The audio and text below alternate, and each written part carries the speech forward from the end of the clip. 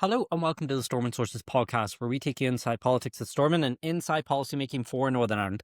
I'm David McCann, and also on the podcast are our two regulars. First up, Tim Cairns, who was former Special Advisor to First Minister Peter Robinson. Hello, Tim. Hello, David. And we also have our other regular, Michael McKernan. He was a former Special Advisor to the SDLP. Hello, Michael. Hello, David. Hello, Tim. Hello, Michael. On the podcast today, the UUP Deputy Leader, Robbie Butler, is on the podcast. He took exception to our pessimistic post-conference analysis of the UUP. He's on to tell us why are we wrong and what role the party has to play in the future of Northern Ireland. Then LucidTalk published another poll in the Belfast Telegraph, which shows the executive parties under pressure and losing ground if an election were held today, including Sinn Féin and the Alliance parties. We are asking what is happening in the polls and what do they mean. And then we'll wrap up on Paul Gibbons' visit to Israel and the use of the Department of Education Twitter account to publicise some of his activities. All that and more coming up in this edition of Stormont Sources. Okay, you might remember 2 weeks ago we reviewed the state of the UUP following their annual conference. Our conclusions were not positive, and none of us was more critical than our resident unionist curmudgeon, Tim, who said that the party realistically has just one more leader left and that they urgently need to figure out what they are about. Now, many people responded to this. Many UUP members got in touch with us, but someone who took particular exception was none other than the deputy leader and Lagan Valley MLA, Robbie Butler, and he joins us now to tell us why we've potentially got that wrong. Robbie, you are very welcome to this edition of Stormont Sources.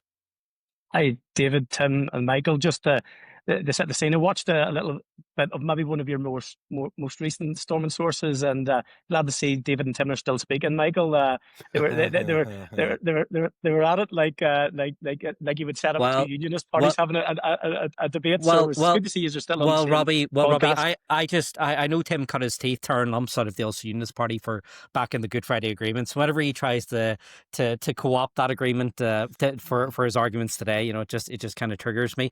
But look, you actually got in touch with us, Robbie, and you wanted to come on and primarily take Tim to task. And whenever you said that, you went to the head of the queue. There's quite a long list of people, so we took you from number 259 to number one. But look, thanks so much for getting in touch. And we were pretty critical about the UUP conference, and we've been critical in past episodes as well about the role the Ulster Unionist Party have. So as the deputy leader, I thought, just to be fair, since we've taken 2 or 3 episodes to say that, we would give you at least 60 seconds uninterrupted just to set out your pitch about why we're wrong. What role does the Ulster Unionist Party have in modern day Northern Ireland? Okay, sure. No, I appreciate it, guys. I really do appreciate the opportunity. So everything that was stated in certainly in the podcast that I watched and then looked at again and wrote down wasn't based on any fact.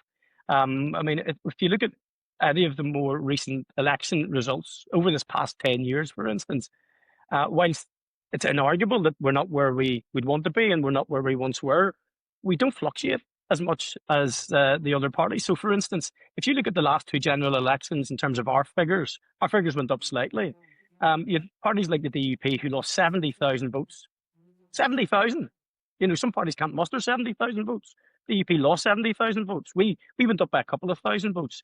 And we are in a competitive field. So the unionist voter demand a lot from their politicians. And I think the space that we occupy is a really important space, because I think we probably speak more with that social conscience. And I think what's up for grabs is there a way that we can keep that space, which I think is inarguable in terms of our politic, but also be shown to have the strongest backbone for unionism. And by the way, I believe we do. I would accept that perhaps we don't communicate that well. But that's the challenge for someone like myself as the deputy leader. But I think it's really important to look at the figures. And you didn't look at the figures, guys. You looked at the party conference and you looked at your own historic intolerance in some ways to the Ulster Unionist Party, which came out in spades. So if I can just, well, let's look at the figures. 1998, you elected 28 MLAs. 2022, you elected 9. So now, granted, the Assembly has gone from 108 down to 90, but still, that's a big drop in anyone's numbers, no? That's a really important thing to draw out, David. So Obviously, with the Stormont House Agreement, which people will say everybody signed up to, but that's not true. Because as agreements are done by parties that take us out of the executive or out of Stormont, it's not a matter of signing on the dotted line. The only parties that really agree to those are the parties who keep us out. So in terms of the Stormont House Agreement, which actually brought about the reduction in size of Stormont from 108 MLAs to 90, the short-sightedness is incredible, because when you look at the loss of 18 MLAs, 16 of them were Unionist, 6 of them were Ulster Unionist, and proportionally that impacted on the Ulster Unionist Party more significantly than any other party. You know, the DUP, I think they lost maybe 10, Tim, if that's correct. But the short-sightedness in the deal that was done at Stormont House in regards to that, because that should have been a specific piece of work. Because this is politics, and politics is about having bums on seats, and the more of those seats that you occupy from your quarter. But then they also look at the short-sightedness of that with the St Andrews Agreement too, where we saw the position of First Minister change this time round based on a change to the Good Friday Agreement and in St Andrews. And you look at that, those decisions that are made that have impacted unionism negatively. And we didn't have a hand in either or two of those agreements. And unfortunately, we suffered the greater consequences. But fundamentally, when you look back on the numbers, we sit in and around the 100,000 mark, give or take a little bit. And I do believe that there's something really, really strong to build on and give unionist voters the confidence that our longer term view of sharing this space is the one that actually will cut through in the end. So how then? And just one more question for me before I bring the lads in. I mean, is it not the problem that the Ulster Unionist Party? I mean, you're neither fish nor fowl. You know, you're not as liberal as the Alliance Party. You're not as conservative as the TUV. You're not as kind of coherent internally as the DUP. Is that not the problem that the Ulster Unionist Party have, in that we don't really know? You vote Ulster Unionist. I mean, sure, we can get you in Lagan Valley, Robbie, and you'll have a set of politics, but you could be voting in Fermanagh, South Tyrone, and get something totally different. You know, there's not, that coherence piece, I think is more the issue. Okay, so you used a word there, which I think is absolutely subjective, and I think you wouldn't agree. So it's about liberal unionism or not liberal unionism. I don't see us as a liberal unionist party. I think we're fanatically unionist is the first thing. We're pro-union fanatically. I think but we're also modern and positive, and I like to frame us much more in that sense. Like, positivity is much harder to sell these days in political currency, whether that's in America, France, the Republic of Ireland, whether it's up here. It's a harder space to occupy, but it's a place where the cornerstone of what you're about is unshakable, and that's my politic. That's the Ulster Unionist politic. But just to go on the point that you raised about Lagan Valley, for instance, I mean, I am an Ulster Unionist. I haven't strayed from Ulster Unionist policy. I maybe have a different way of delivering it than some other areas, but I've doubled the vote, for instance, in around the last general election. So the trajectory where we are having successes is it shouldn't be mistaken. And how do we replicate that? And on your other point about the experiences of unionists across Northern Ireland was totally different in this last 100 years. So my experience as a unionist here is totally different to the experience of a unionist, say, in Castledown or Strabane or Ballyke. And the key is to accept that at the very core, we have the same ambition, and that is protecting Northern Ireland's place within the United Kingdom. But understanding of a daily basis, the interactions are slightly different. And I mean, it is complex. It's a difficult mix to get right at times. But I have found many friends from that sort of direction too. And the more that we work together, I think the sharper we can make our focus. Okay, Tim. Well, yeah, like, I think the difficulty that I had that I was expressing in the podcast is the Ulster Unionist Party doesn't know itself what it is. Now, you've put forward what you think the party is, but if you look, Tom Elliott was leader, and the position of the party was to try and outflank the DUP to its right. Then you would look at, I think Robin Swan, that's essentially where his leadership was as well. And then you look at Mike and Doug Beattie, and they were then trying to position the Ulster Unionist Party as a more liberal political party. So you had Mike trying to manufacture an opposition of vote Mike, get Colum, and then you have Doug trying to be the unionist version of the Alliance Party and going quite far to the left. So I think there's become confusion within politics of what is the Ulster Unionist Party for. And really, it feels to me that the Ulster Unionist Party has become just a place for 100,000 people, as you have turned out, around 100,000 people who don't want to vote for the DUP or the TUV because they're maybe a wee bit too extreme for them. And they're not yet ready to jump to the Alliance Party either. They want to express a vote for a Unionist Party. And really, is that all the Ulster Unionist Party is? Because here's the fundamental question. Well, everything you've said today, how does that differ from the DUP? I asked Robin this after the European election on BBC TV. What is the difference between the UUP and the DUP? And he couldn't articulate anything that was coherent as a difference. So what is that difference? What is the wedge between you and the DUP that makes you entirely different to who they are and what their pitch is?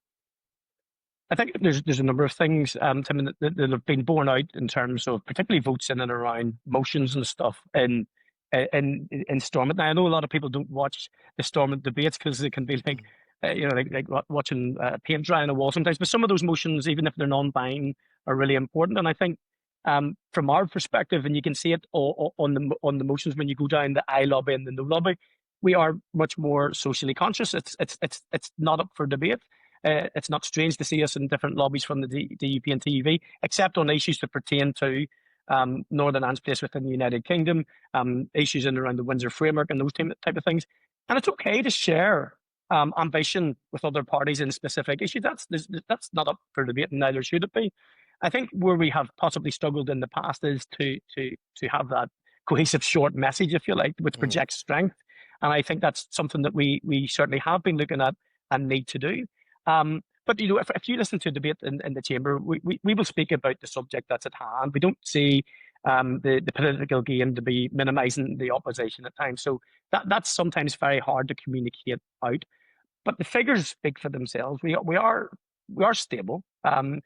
You look at the recent polls, and I think David alluded to them at the very start. So in terms of the upward trend, we're showing in the most recent polls upward trend. But a more significant one to look at is I think almost all polls show this in and around young people, where young people are looking at unionist parties. There's one party which sits head and shoulders above all other unionist parties. That is the Ulster Unionist Party.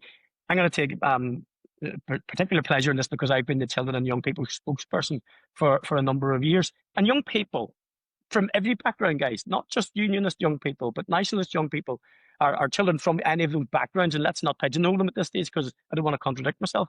Young people are speaking a different language to people of my generation and your generation. They're much more likely to be persuaded. And from a unionist perspective, I think there's one party sits head and shoulders above all other parties when they're talking about the everyday bread and butter issues. And it is my challenge as the deputy leader to see that connectivity, if you like, with the voting base in areas where unionist voters are kind of coming from. Well, see, I think what the next leader of the party needs to do, whoever that is, and I think that this has been the Ulster Unionist Party's problem for 20 years now. You're not able to articulate, and you've put it in that sort of short, snappy message is how you've said it. Something that the DUP has been very effective at doing is putting across pledges, putting across, short, pithy, five fundamental things that the party stands for, or 7 fundamental questions that need to be asked and answered. And the Ulster Unionist Party, I think, has failed to do that because there isn't a coherence of message internally. And I think the next leader of the party after Mike, and whoever that's going to be, I think needs to set that coherent agenda. That's what I was saying about in the podcast. There's one leader. You've got one more go at this. There's one leader's got one chance at this, because this is the last chance to set something coherent, because every single leader, probably with the exception of Mike in his first go round when he did the whole get Mike, vote column, get Mike and all of that, that was a coherent message. We are the alternative to what's happening. And I think that was probably the only time of coherence, although that was then rejected by unionists and nationalists alike. But unless the next leader can put forward that coherent message that strikes a chord with unionists, I just don't see where the party goes. So I suppose my question to you is, when's Mike going to go and a new leader come in? Because I just don't think it can continue on the way it is. And I suppose secondly, then, are you going for the leadership? And if you are, what's your message? Okay, so there is no vacancy, and I know that some of the media outlets have had a problem with Mike's response when he says he'll give his answer in January. He's telling the truth when he says that. He has a lot on his plate with the health portfolio. Being a leader of any party is darn difficult. I have to take issue with you on this, guys, and I can't remember which of you pointed it out the last time that I had applied for the Children's Commissioner's job, and that was an indication that I wanted to leave politics. And it wasn't an indication of wanting to leave politics, by the way. And I give this retort to Gavin Robinson at the time, live That television. was Cairns. Was that Cairns again? Oh my goodness! I was Okay, I was the offensive person, as Well, always. anything offensive or over the line, it tends to come from Tim. So in reality, what I've said is that Stormont has been down for like 12 or 13 years out of 25, and every time it has been down, it has set Northern Ireland back. Inexorably. And when that happens, it hurts me. When it happened for the second time, that last time round, and I see and dealing with children and young people and see their ambitions, I want to match their ambition. And that was a place where I had no idea when Stormont was coming back. If it was coming back, and I know you have alluded to this in the past, that if it goes down again, it might be down for good. And if they keep making messes like they've done, who knows? You could be talking about an accurate prediction. But that was my frustration at the time. It was frustration with the sheer bloody mindedness of the two big parties at the time, and I didn't want young people to be left behind. But in regard to the leadership, there is no vacancy at the moment, and Mike will let everybody know in January. But going forward, it is really clear that whoever that leader is, whether it's Mike, whether it's myself, that connectivity to the pro-union unionist voter that has to be the holy grail. Because I think that's the only thing that's missing. I do believe that people trust us. And, we've carried through, I suppose, the hurt. And I think you got this right, guys, by the way, to give you some credit. We took a lot of pain off the back of the Good Friday Agreement. I mean, I spoke in Brussels on this about 3 or 4 years ago, and I listened to Ursula von der Leyen and everyone literally eulogising people that were railed against it, like Paisley, Robinson. Martin McGuinness got a big mention, Jerry Adams, and David Trimble got one mention. They spoke about him once. So there was an event afterwards in the Hemisphere where I spoke to 250 people. And that was like at a celebration of the Good Friday Agreement. There was a total disservice done to what David Trimble did. And people, and I voted for it. And I know there was things done behind David Trimble's back, which he gets the blame. It weren't David Trimble's fault. The Labour government under Tony Blair, did him dirty. They just did. And unfortunately, the party suffered for that. But Northern Ireland's in a much better place in 2025 than it was in 1998. It's in a much better place than it was in 1972, the year I was born. I wanted to be in a much better place than my granddaughter was just born this year. And that's the challenge, Tim. So you're right in terms of that leadership piece. You've asked me would I be interested. I'm the deputy leader. The reason I am the deputy leader is to offer that solidity in the leadership role. If the leadership came up, I wouldn't be discounting myself at all, but it would what it would be in relation to would be, is it right for unionism, not just the Ulster Unionist Party? Because Ulster Unionism has a broader sense of ambition for unionism, I think, than any of the other parties. I genuinely do, and I'm not belittling. I just think that's the case. I think it's been proven over the years, and that would be my ambition. So, but if Mike decides to stay on, Mike will get my full support. But Robbie, can I just before I know Michael wants to get in here, but I just want to tease this out for me. I mean, when Doug stepped down and when Steve Aiken stepped down, your name was in dispatches for that. I mean, you've been deputy leader under a few leaders now. So you're indicating obviously there that you would be a candidate. So what's changed? What's changed from 2020, I think, when Steve stepped down and then when Doug stepped down last year? What has changed in your mindset? So I'm probably one of those politicians for good or for bad lives out a lot of their own personal life, and you can see what sort of in my family sense of the size and scale of the family and those things. So in and around that period, there were significant changes in terms of the family setup. So a big part of my priority is protecting my family and doing the best as a father and a dad and now a granddad.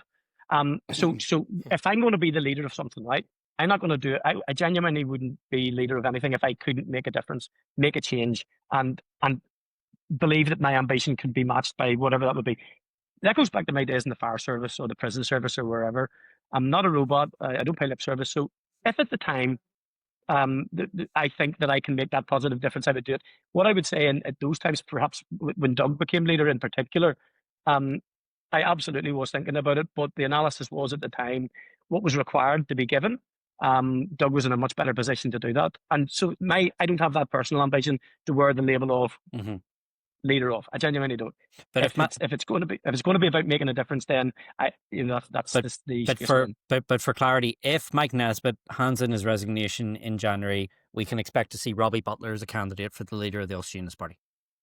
So what will happen is, at that time, I will have discussions with internally with regard to the party, and I suppose this is a wee bit like you Michael know where was the party talking is, Robbie. Come on. I think the answer is yes, David. So if the party can match my ambition, which I believe it could match my ambition, and there is a formula for it, and if they can do that, and I believe it's in the right place, I would put my name forward. But listen, my face, there could be a better face.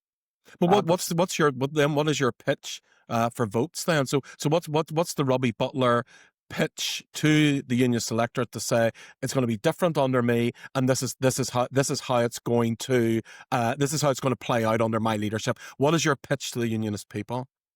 Well, I can't give you the pitch on here because that would be like giving you the worldwide exclusive. I think it'd be only fair to give that to the internals of the Ulster Unionist Party. But what I could say without giving anything up is what I've done in Lagan Valley, and how I politic across the peace tier, not just within unionism, but in and around my nationalist neighbours and friends, those that are neither or other. That's where I see politics of the future, unionist politics of the future, and nothing would change from that, Tim, to be fair. Mm-hmm. So, I mean, there's probably a template there if anybody wanted to look at and see, and if that matched, then that would work. And something. Do I think I'm the best player in the field? I think I've got something to offer, but there may be somebody better. Well, we can't say fairer than that. I hope you do, Ron. I think you've been a very refreshing type of unionist in public office, without compromising. That's your campaign. That's your campaign for leader killed before it even gets off the ground with Michael's endorsement. Without compromising on your unionism. I think, and it was me on the pod who referred to all the heavy lifting that the Ulster Unionist Party did during the whole peace process that brought us eventual agreement. And Robbie, I recognise also that you have considerable credibility when you talk about children and young people, etc. I know you're a long-term fosterer of children, which deserves great credit. One thing you might have to do if you run for leader, incidentally, is give up some of your all-party groups. You're on 29 of them, which is something else. But I want to go back to the point, Tim's point, because I found it sort of persuasive when he said it initially about what is the Ulster Unionist Party for, sort of existential question. And it made me think back of all the attempts by the Ulster Unionist Party to kind of identify itself as something different from the DUP. And some of those initiatives were terrible in the end, the decent people and the suggesting others mightn't be decent or simply British, fish and chips, the mini car and all of that, new conf. So there were a few attempts, but actually I think you've given me something there today. You've talked about social conscience. And when I watch the rampaging of the DUP at the moment, particularly their various stunts to win back votes from TUV, there's not a lot of social conscience on display in the DUP, if there ever is. So that maybe is a differentiator which requires further exploration. The other thing was, I know we'll talk about it later, but the opinion poll, you're right, that statistically the Ulster Unionists are sitting around the 100,000 or the 12%, pretty steady.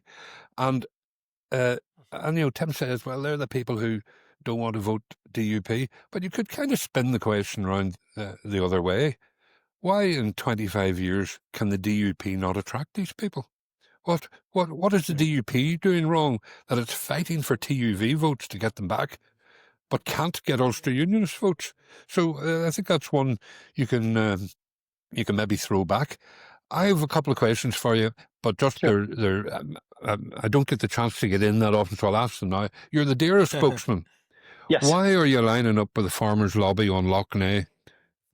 64% of the dirt that goes into Lough Neagh comes from the agricultural sector. Everybody's lining up behind the Ulster Farmers Union saying, oh, leave the farmers alone, etc., etc. This problem can't be solved without facing up to the agricultural runoff. That's my first question. Second question, totally unrelated. Why is Steve Aiken running around Israel at the moment, and do you think that's right? Okay. So the first one, listen, Michael, I think it's a very, very pertinent, fair question. I don't agree with your synopsis of it. I think in regard to, so the figures, for instance, you fired one out, 64%. Those figures are challengeable and challenged almost on a weekly and daily basis. And I don't think the department have certainly substantiated those figures, because some of those figures, first of all, they're dated, so they're not up to date. But what I would say is that it's not about allowing farmers to do whatever they want to do. Because I've spoken to farmers at length on the UFU. Farmers understand their responsibility. They really, really do. But what the key about making lasting change is about walking in step with people. That's really what it's about. And the other thing that I'm saying to people is, doctors differ and people die. And it's the same with science. Scientists differ and we all suffer. So there's a better reason why we can face into this crisis. And I was speaking to one of the environmental lobbies about this yesterday, and we're running an event, funny enough, and I'm sponsoring it in February. So this isn't about trying to run with the foxes and hunt with the hounds. We do need to see change, but we need to see it at every level. And if we're going to see that change and be able to sustain it, everybody needs to walk in step. So I'll walk through this. I live slightly outside the town. I have a septic tank, okay? So we have a septic tank, and septic tanks also contribute probably somewhere in the region of around, using the same stats as you are, somewhere around 11% of that pollution comes from septic tanks, something in and around there, okay? So I and my family, we need to change what we're doing and be made more aware of that, and people to work that out, the experts to work it out for us. Secondly, we have statutory agencies. We've got the government, okay, through Northern Ireland Water and its functions, also polluting and deliberately polluting. So if you're looking at private industry and you're saying to them, you need to clean up your act, I think if I was a farmer, I'd be saying, well, you need to clean up your act first, and let's do this together. But we do need to do it, Michael. So please don't underestimate some of the really good work that's going on. But we need to find ways, not just in the short term. The parties, including your own, are trying to stop the poor minister doing anything. No. What we're doing is we're trying to help the minister to make comment, to do this in a common sense way. There are groups that are that Dara sit with, and the UFU and other farmers groups are on there, and they are trying to pull in the right direction. Some of the methods that they're using, some people try and say too much stick and not enough carrot. It's not really about that. I think here's a much better way of looking at it, Michael. Okay. The thing that we can see is that we see people, because you know that I'm into mental health. You talked about the all party groups, so. Mental health's a big thing to me, and we see people cold water dipping, okay, on a daily basis across Northern Ireland. What I want to see is when people jump into our rivers, that they jump into knowing that they're clean, knowing that whatever they're jumping into is good. So that's why I'm saying the science actually isn't the thing that's going to win this. What is we're looking at our biodiversity, we're looking at our environment, and we all need to share it. But it's not just the farmers. It's me with my septic tank. It's NI Water, and it is the farmers. But we need to do it in step, and we need to find sustainable ways of doing it. And what about this man Aiken running around Israel?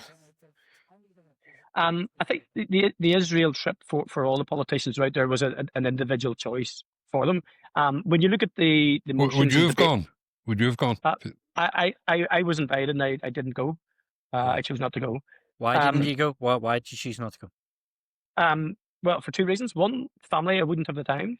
And secondly, whilst I would be a supporter of Israel and the two-state solution, I just think that what has happened in Israel and then in Palestine is horrendous. And but what I will say is that anybody that went, there's your social conscience coming through. But listen, I don't want to sound holier than anybody, guys, because here's the reality. We live in a country where we had to sit down with terrorists at a time, okay? And for a lot of people, that is unimaginable. But when you're in the room with people, if you ask the right questions, I think that's okay. If you ask the right questions. So say, for instance, if I had have went, I would have been wanting to ask certain questions and to see certain changes. So that's so it's not going somewhere like that isn't necessarily the issue. What could be for you is what, when you were there, what did you ask? And what did you want to happen off the back of it? And I think that's really important, because of all the countries in the world, we need to learn from what we did. I mean, my party was pillared for it, absolutely pillared, mercilessly for what they did. And I understand it as a former prison officer, by the way. That was an incredibly difficult time, especially for victims. But what did you do? What did you ask them? And how hard did you make it? And perhaps that. But I would love to go to Israel at some stage, just to be clear. I think Israel is an incredibly, because I'm a person of faith, I'd love to go at some stage, but not at this time. Just two final questions just before you go. Because obviously we'll be talking about this later on the podcast, just on what Michael's been asking there. So you wouldn't have went to Israel. What did you think of Paul Given and the Department of Education's tweet about that? I mean, he's not, as far as I understand it, he's not there in his capacity as Minister of Education. But what did you make of that? I mean, there's been a lot of criticism from the other parties of that, Matthew O'Toole and Sinn Féin and the Alliance Party. Well, okay. Well, I haven't read the statement that was made, but I did listen now, to be fair, to the radio interview at lunchtime. Some people were making comments about the statement, patently having not even read it, which is very Northern Irish, isn't it? And I think that was Chris Hazard. But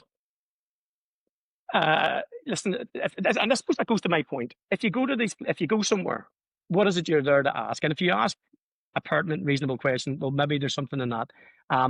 And I think, given what has happened in Israel and Palestine, there were difficult questions that needed to be asked. And I hope that some of the people asked them. And we want to see peace be maintained in that area. So I'm afraid on this one, I haven't seen the statement, so I can't honestly answer. Okay. And Robbie, last question then before we wrap this up, because I think you've gone a bit further maybe in this interview than we thought you would on two fronts, but just to end back on the leadership. Because I don't think you have ever said before that you would put your name forward if a vacancy does arise in January.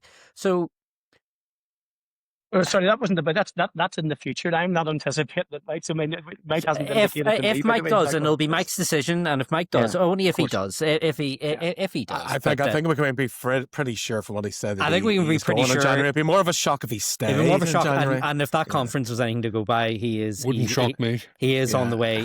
He is on the way, Robbie. But that just leaves you, though. Realistically, that just leaves you. I mean, what, 13 months? Before an assembly election kicks off, officially kicks off. I mean, the campaign's already off and running.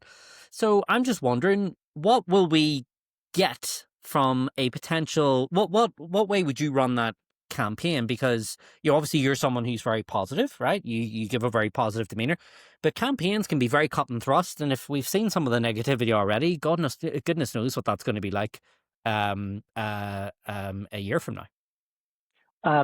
So obviously, I'm not going to give you a pitch. If anything changes, guys, we'll come back in the new year and we'll do something. But what I would say is that the last general election was a bit of a learning curve for me in regard to how the media play it. And I'm not talking about you guys. What I learned is that the media play an incredibly significant role in who gets elected and who doesn't, and who gets support, who doesn't, who gets the bandwidth, the airtime, and the plaudits, particularly in written media. And that's okay. That's the way it is. It was something that I learned and picked up on. So, and I didn't do too bad. I did better than many people predicted. Media love a 2-horse race, and they try to corral it in that space. And sometimes when you don't want it to be a 2-horse race, you just have to work darn harder. So listen, if it's we'll see what happens in the new year, guys. I'll certainly maybe bounce back on it, regardless of what happens, because as you said, David, there's significant elections coming in 2027. It's not just assembly; it's local council elections as well, and those combined elections throw up a much different dynamic. But if your party wants you, you are ready and willing to serve, though, Robbie. I think that's fair to say. If they want you and there's a vacancy, you're ready and willing to serve. As long as you don't tell Mrs. Butler. That's okay. That's okay. Robbie, look, thank you very much for coming on to Stormont Sources. We really appreciate your time. Thanks, guys. Thank you. Thanks, Robbie. Enjoyed that. Lots more to come from Tim, Michael, and myself. When we come back, we'll be looking at the most recent LucidTalk poll, and we'll be having a bit of a discussion on Paul Given's visit to Israel. We just got a bit of reaction there from Robbie Butler as well. Remember, if you want to watch the podcast, head to YouTube, search for Stormont Sources. Please make sure you press subscribe. We're near 1,000 subscribers, and we really want to hit that, so please make sure you do. Watch our clips and leave your comments on X and TikTok. Be the first to hear about upcoming events and special episodes, and you can subscribe to our mailing list at stormontsources.com. This is the Stormont Sources podcast. Let's now talk about two stories that really kind of caught our eye this week. The most recent LucidTalk poll in the Belfast Telegraph. The poll shows Sinn Féin in the lead on 25%, but that is down from their previous of 26%. We have the DUP on 18, TUV on 13, UUP on 12, SDLP on 11, and Alliance on 11% as well. Now, there are small shifts. They're all within the margin of error, but an interesting snapshot as we head towards the midterm point. Next week, we hit 18 months out from the next Assembly election. I'll just, Michael, get your thoughts on the poll. What did you make of it, and what does it say about where we are? Well, overall, I mean, it's interesting, but as you say, the shifts in Alliance or allegiance are relatively small. Sinn Féin are down a bit, although it's not really benefiting the SDLP. Maybe that's going to Green or into or People Before Profit or something, but that's only a bit. The big one, there's two big ones. I think DUP at 18 are only 5 ahead of TUV at 13%. I think if that played out in an election, that'd be a bit of a bloodbath. I think TUV would be taking DUP seats all over the place. The total between the two parties is a relatively consistent 30-odd%. But at the moment, the DUP is working very, very hard to try and get those votes back. The other noteworthy thing is probably this gradual decline in the Alliance support from its all-time high a few years ago. Alliance managed to get the best conversion of percentage vote share into seats in the last Assembly election, and if you manage that, you probably will get the worst punishment if you go down a few percentage points in your support. But again, maybe a bit of that has gone back to the Ulster Unionist Party. From the SDLP point of view, they'll probably be a wee bit disappointed just being flat at 11. I think they have definitely stopped the rot. You know, there was continuous decline at various paces, but continuous decline since, you know, for the past 20 plus years. They've definitely stopped it, but I think Claire Hanna will be hoping that she can add on a bit, and they're not there yet. They'll be hoping, and her line is an interesting line where she just says to people, instead of, you know, lambasting her opponents, which the SDLP has fruitlessly done for many years, she's sort of just saying to people, take another look at the SDLP. You just might like what you find there. Now, and whether that will work alongside, you know, a fairly impressive performance in opposition, constructive opposition in the Assembly. Tim makes a point all the time that maybe just doesn't cut through with the electorate. We don't know. But I think if they do want to make that jump up, they will have to start trying to map out the future in some way and be seen as the thinking party that they were in the past. Other than that, a wee uplift for the Greens. Could be a seat at the end of that. 2 on 2. You know, the smaller parties are still alive. And what about, Tim? You're obviously talking about the TUV are still incredibly strong there. I mean, the fact that they are still right up there. Granted, it is midterm, so I suppose if you want to give some dissatisfaction, you register it, you'll say TUV. But on 13% and the DUP on 18, up within the margin, but again, still, if that was an Assembly election today, the TUP would be gaining seats, the DUP would be losing them, Ulster Unionists would be holding steady. You know, what's the takeaways there within the Unionist picture? Well, I think in terms of that, I mean, that was the story of the last poll, and you know, people can go back and listen to what we thought about unionism in the last poll and what seats the DUP would lose. I think this poll, there's really two stories. And you know, Michael's alluded to the Alliance story.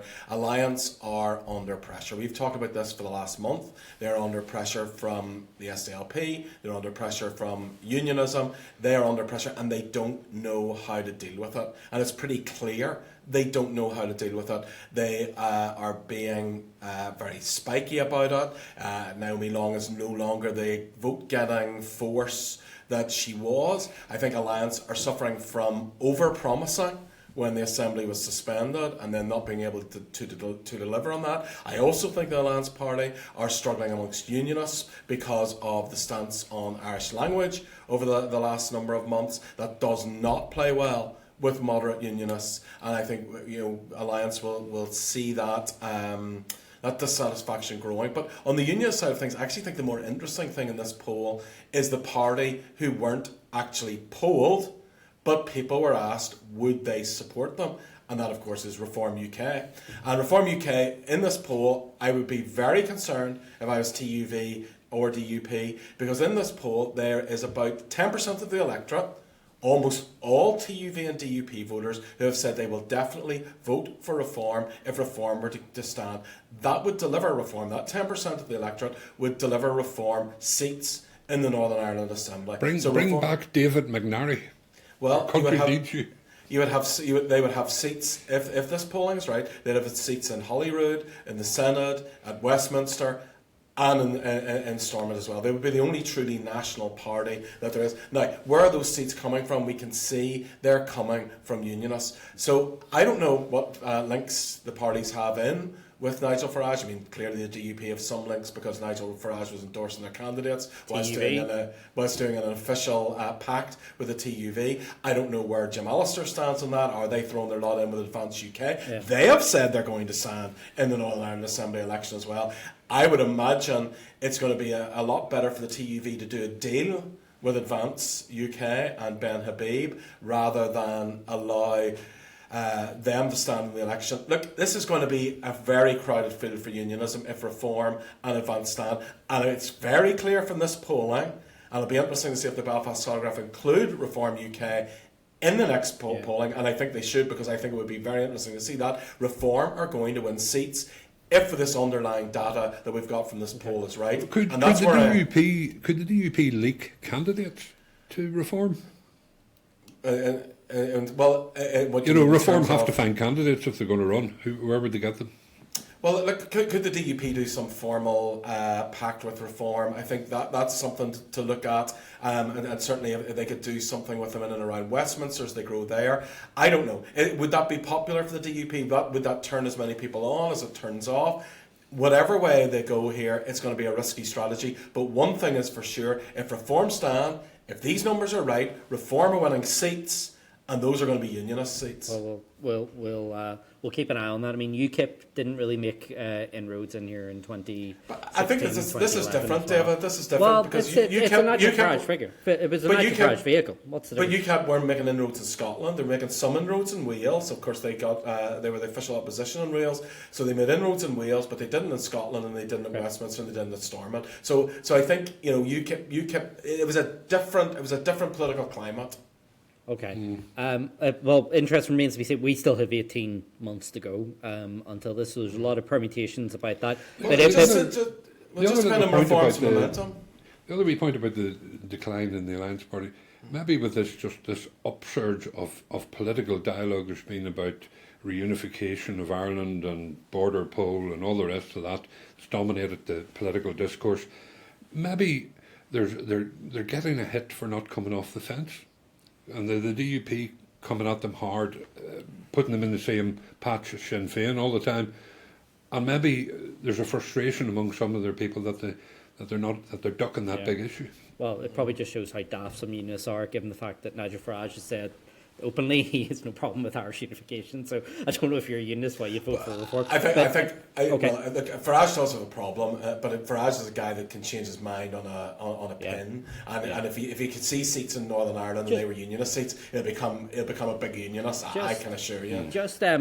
Just quickly on this, obviously, Paul Givan has gotten into some trouble for his visit to Israel. Now, he was interviewed on Talkback on Friday on this, where he said it's an Israeli government-funded trip. He's there with a group of politicians, so he's not there in his capacity as Minister of Education, although we won't get into the debate about whether you can totally separate the two. Thought it was interesting, Robbie Butler saying he was invited and did not go and made a conscious choice not to go.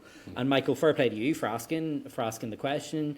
Tim, does Paul Givan have a problem on this? Because obviously the Department of Education's tweeted out the and that seems to be the hang-up that some of the, because Alliance, SDLP, Sinn Féin criticising it. Do you think Jinky's got a problem? No problem at all, because you can't hold the minister to account in the Northern Ireland Assembly. So, all this nonsense that people are saying, we'll hold the minister account. No, you won't. You won't do anything. I mean, we're still waiting for Matthew O'Toole's clever device to hold Gordon Lyons to account, and I don't know how many months we are in countdown, and that clever device never materialised. There's no way to hold the minister account. Does he have any problems with it? Absolutely not. This is ridiculous, because I think what we've seen over the last couple of months is the curtain's been lifted back on nationalist Ireland. And what we've seen is a place that doesn't really like Jewish people very much. We see a very anti-Semitic country, and we see a sectarian country. And do you know what? I think Ireland is both anti-Semitic and anti-Protestant, and we've seen it on full display over the last few months. Horrible. I think I'll just ignore that wherever that was coming from. Well, it's true. It's true. I mean, you look at Ireland. Well, you look at Ireland, and what we see is anti-Semitism wrote large. You've said that, Tim. The trip is not about. If Paul Given says he's not there as a minister, he's just there as a Ulster politician, and with the rest of them, fine. But the key point is that the entire trip is totally reprehensible by all concerned. Israel is a cruel apartheid state. It has visited bombing, shooting, starvation, targeted thousands of innocent, defenceless men, women and children. It is guilty of war crimes. It is led by a war criminal.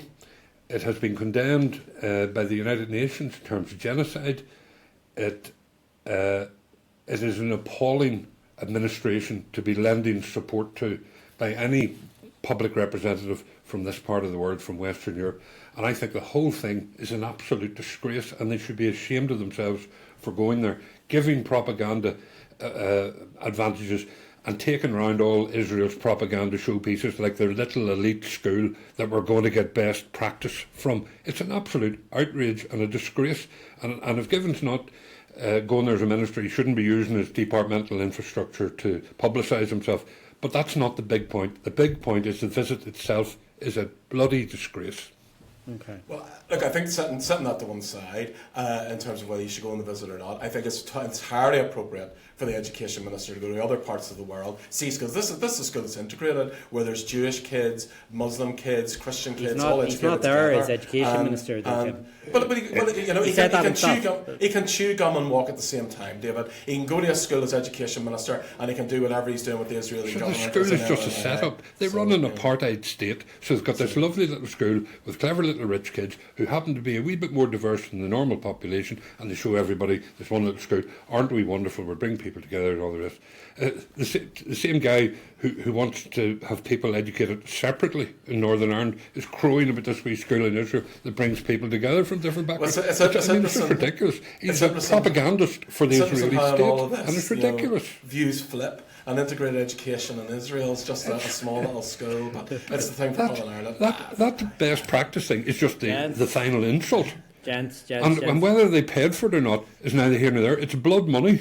Now, the Assembly will be back next week. I guarantee you, Paul Given, this will be raised. So, look, we will get into this in proper detail, because it does warrant a proper, lengthy discussion about this in the Assembly. We'll be back next week, and I would be gobsmacked if either the opposition or the Alliance or Sinn Féin parties don't bring this back. But look, thank you once again for going around the house. And Tim, thank you for being as equally dramatic as you were last week. We'll see if you can be even more flamboyant. You can put your head in the sand if you want. But I think anybody who's watching on YouTube, maybe could see the poppy here. I found in England an Irish rugby poppy, right, which I thought I have to buy that and wear it on today's podcast. You'll not find Dermot Desmond wearing it. Probably not. Good for you. Look, gents, thank you very much for going around that. And our thanks to Robbie Butler for coming on and joining us. So thanks to Tim, thanks to Michael, and thank you most of all for joining us on Stormont Sources podcast. Remember to drop us a WhatsApp with your questions or comments, 0333 404 6507. Remember to hit the bloody subscribe button on YouTube. We need to get above 1,000 listeners, just because we're all egomaniacs. I have to apologise to all those people who don't like the word bloody. We've used that a lot today. We have done that a lot. But look, from Tim, from Michael and myself, we'll see you all next week.